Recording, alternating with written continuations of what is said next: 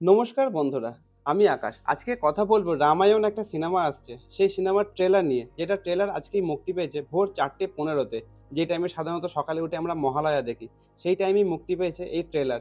তো কেমন হলো এই ট্রেলারটা আজকে সেই কথা বলবো। এই সিনেমার বাজেট প্রায় ৪,০০০ কোটি টাকা। আর ১ম পার্টের যে পার্ট আসছে সেটা দিওয়ালিতে। এই বছর দিওয়ালিতেই আসছে। তার বাজেট প্রায় ১,৫০০ কোটি টাকা। তো কেমন হলো এই ট্রেলার?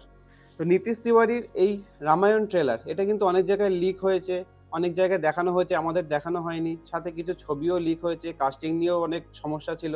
তো এট লাস্ট এটা রিলিজ হয়েই গেল ট্রেলারটা। ট্রেলার দেখে সর্বপ্রথম যেটা বলব এটার ভিএফএক্স বা ভিজুয়ালাইজেশন দুর্দান্ত, দারুণ বড় স্কেলে যে সত্যি সিনেমা বানানো হচ্ছে, বাজেট খরচা হচ্ছে দেখলেই সত্যিই বোঝা যায়। ভিএফএক্স এর দায়িত্ব নিচ্ছে Namit Malhotra company, already Oscar জয়ী কোম্পানি এরা। আদিপুরুষের থেকে তো অবশ্যই কয়েক লক্ষ কোটি গুণ ভালো এর ট্রেলার।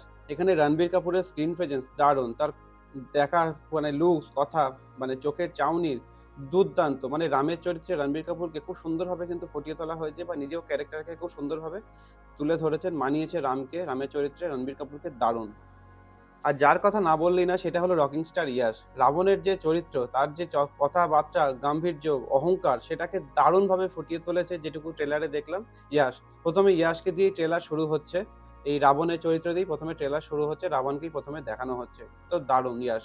আর সাই পল্লবী আছে সীতা চরিত্রে খুব সুন্দর, খুব ভালো। আর অরুণ গোবিল আছে দশরথের চরিত্রে, মা কৈকেয়ীর চরিত্রে আছে লারা দত্ত। আর রাকুল প্রীত সিং আছেন হচ্ছে শূর্পণখার চরিত্রে। তো এই ক্যারেক্টারগুলোকে দেখানো হয়েছে। ব্যাকগ্রাউন্ড মিউজিক দুর্দান্ত। মানে এত সুন্দর ব্যাকগ্রাউন্ড মিউজিক কিন্তু সিনেমার ক্ষেত্রে প্রচন্ড গুরুত্বপূর্ণ। তো সেই ব্যাকগ্রাউন্ড মিউজিকের দায়িত্বে আছে এ আর রহমান। তো দারুণ খুব সুন্দর ব্যাকগ্রাউন্ড মিউজিকও। নেগেটিভ যদি বলি, প্রথমত কানেকশন বা ইমোশনটা কি কোথাও একটু মিসিং লাগলো? সেটা আমাকে কমেন্টে জানাবেন। নাকি আমার মতামত ভুল সেটা আমি হতে পারি। আর যেটা মিসিং লাগলো হনুমানজি। হনুমানজির একটা ঝলক যদি আমরা পেতাম মনে হয় আরো বেশি সুন্দর হতো, ট্রেলারটা পারফেক্ট হতো। হনুমানজির চরিত্রে আছে সানি দেওল, সেটা আমরা সবাই জানি। কিন্তু কেন মিসিং করা হলো আমি জানি না। একটা ঝলক দেখলে হয়তো ভালোই লাগতো। তো এট লাস্ট তো এটাই বলব, রামায়ণ কিন্তু আমাদের হিন্দু কালচারে একটা ইমোশন। তো রামায়ণের সিনেমা তো অবশ্যই দেখব। তার আগে ট্রেলার YouTube এ চলে এসেছে। অবশ্যই ট্রেলারটা দেখুন। আর কাকে বেশি পাওয়ারফুল লাগলো? রাবণকে না রামকে? সেটাও আমাকে জানাবেন। আমার ভিডিও কেমন লাগলো সেটাও কমেন্টে জানাবেন। দেখা হচ্ছে পরের কোনো ভিডিওতে। Thank you.